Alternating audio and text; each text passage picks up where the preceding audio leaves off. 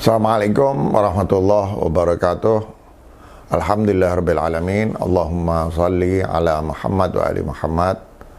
Alhamdulillah, saya dan Bapak Ibu sekalian, anak-anak sekalian yang menonton video ini diberi kesehatan, diberi umur panjang sehingga bisa masih bertemu di bulan Ramadan pada tahun ini. Bahkan alhamdulillah sudah mencapai hampir 2/3 dari ibadah puasa Ramadan pada tahun ini. Di Lazuardi kita tahu sedang dikembangkan sebuah kurikulum yang bernama kurikulum pendidikan integral. Ya, tentu saja ini kurikulum tidak bertentangan dengan kurikulum-kurikulum yang sudah ada, termasuk kurikulum pemerintah.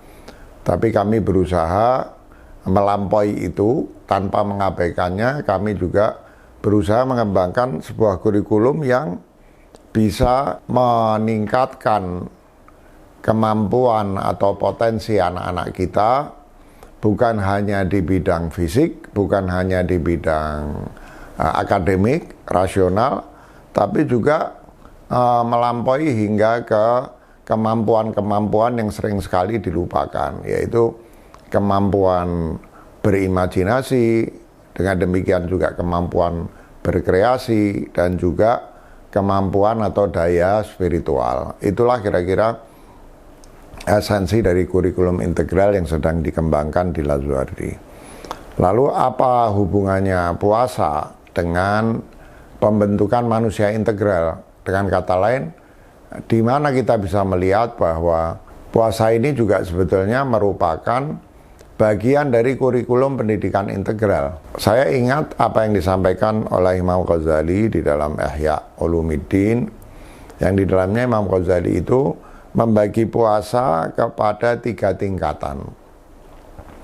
Tingkatan pertama adalah puasa fisik, ya, puasa menahan diri dari makan, dari minum, dan berbagai aktivitas fisik yang diharamkan pada saat kita berpuasa, ya. Nah, tapi apa yang disampaikan oleh Imam Ghazali itu tidak berhenti sampai di situ saja. Puasa kita juga harus mencakup berpuasa dari menggunakan panca indera yang merupakan bagian dari fisik kita untuk tidak dimanfaatkan bagi hal-hal yang negatif. Misalnya mata kita, bahwa kita diajarkan untuk merendahkan pandangan mata kita dari hal-hal yang haram, ya. Apakah itu dari melihat misalnya postingan-postingan di sosmed yang tidak bagus, menonton film-film yang tidak bagus, ya, dan berbagai tontonan lain, atau juga mendengarkan misalnya gosip-gosip, ya, apalagi buhtan, fitnah tentang orang lain, ya, atau kabar-kabar buruk yang tidak bermanfaat untuk kita, ya. Demikian juga tangan kita tidak memegang hal-hal yang diharamkan, kaki kita tidak membawa kita untuk berjalan menuju tujuan yang menjadikan kita akan terlibat dengan hal-hal yang diharamkan oleh Allah SWT, ya. Nah, itu semua masih bersifat fisik, ya.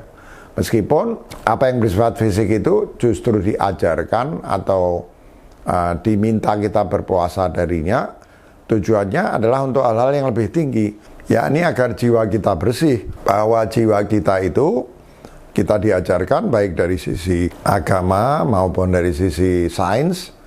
Jiwa kita itu juga dipengaruhi oleh fisik kita, gitu. Kalau fisik kita makan terlalu banyak, juga jiwa kita akan menjadi penuh nafsu syahwat. Nah, jadi puasa itu mengajarkan kita untuk selain berpuasa dari hal-hal yang diharamkan secara fisik, tapi juga secara psikologis. Dan di atasnya itu, puasa juga mengajarkan kita untuk membersihkan hati kita, dalam hal ini imajinasi kita, dari imajinasi-imajinasi yang negatif. Bukan hanya amal konkret, tapi juga imajinasi negatif, ya, misalnya membayangkan hal-hal yang diharamkan. Nah, sebaliknya dari itu, kita menggunakan fisik kita untuk hal-hal yang produktif, yang bermanfaat. Kita membayangkan hal-hal yang bisa menghasilkan ilham-ilham kreatif, ya, menggunakan imajinasi kita untuk berkreasi.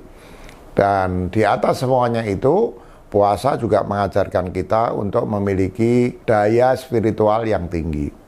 Daya spiritual itu adalah kemampuan kita untuk menangkap hal-hal yang tidak bisa ditangkap, bukan hanya oleh fisik kita, bukan hanya oleh jiwa kita, bahkan imajinasi yang disebut sebagai tidak terbatas juga tidak bisa menangkapnya, karena itu di luar atau melampaui imajinasi dan berada di alam rohani atau alam spiritual. Nah, jika kita sudah memelihara fisik kita dari hal-hal yang diharamkan dan menggunakannya untuk hal-hal yang positif, juga mengendalikan imajinasi kita untuk hal-hal yang positif seperti berkreasi, ya, dan kemudian hati kita menjadi bersih dari hal-hal yang negatif, maka spiritualitas kita akan berkembang, ya. Kemampuan kita untuk mendapatkan pencerahan-pencerahan spiritual, pencerahan tentang Tuhan, pencerahan tentang hal-hal yang gaib secara empiris, ya, itu tentu akan meningkat, ya. Nah, dengan demikian kita bisa simpulkan bahwa puasa ini merupakan suatu latihan, ya, agar kita bisa memanfaatkan semua daya yang kita punyai, daya fisik, daya akademik rasional, daya imajinasi, hingga mencapai daya spiritual yang menyebabkan kita bisa menjadi manusia yang potensinya seluruhnya teraktualisasi. Kita bisa menjadi insan atau manusia integral. Dalam bahasa Islam, dalam bahasa tasawuf, itu disebut kita bisa mengaktualisasikan potensi kita sebagai insan kamil, sebagai manusia paripurna. Mudah-mudahan kita bisa menyelesaikan puasa kita sebagai orang yang tidak berhenti pada, seperti kata Imam Ghazali, puasanya kaum awam, bahkan kita bisa melampaui puasanya kaum khawas, sehingga mencapai puasanya kaum khawasul khawas, orang-orang yang khusus dari kelompok orang yang khusus. Nah, dan mudah-mudahan puasa kita ini, latihan kita untuk mengaktualisasikan semua daya-daya kita secara positif, bisa menjadi bekal kita untuk menjalani bulan-bulan selanjutnya sampai insya Allah Allah takdirkan kita, Allah beri kita karunia untuk berpuasa lagi di bulan Ramadan tahun depan. Itulah kira-kira ringkasan dari judul sharing saya, puasa sebagai sarana untuk melahirkan manusia integral. Terima kasih. Assalamualaikum warahmatullahi wabarakatuh.